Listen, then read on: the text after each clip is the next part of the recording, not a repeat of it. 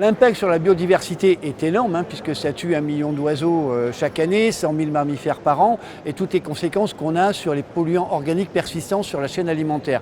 Et le seul moyen d'y remédier, bien sûr, c'est d'éviter que le plastique arrive dans les océans. Et comment? Eh bien ça, c'est le geste de chacun qui peut mettre en place tous les jours, c'est le tri et le recyclage.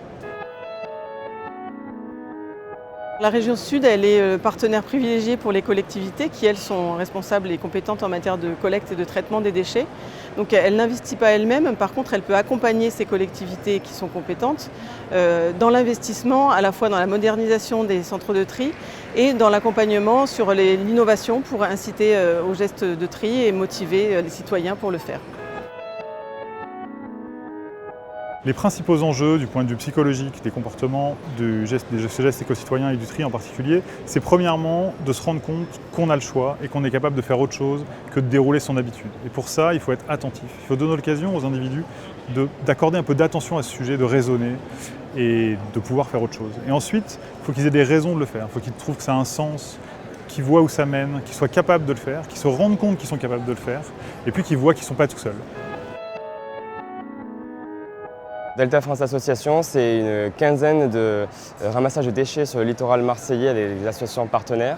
C'est l'organisation d'un village durable lors du Delta Festival qui accueille plus de 15 000 visiteurs par jour sur 3 jours.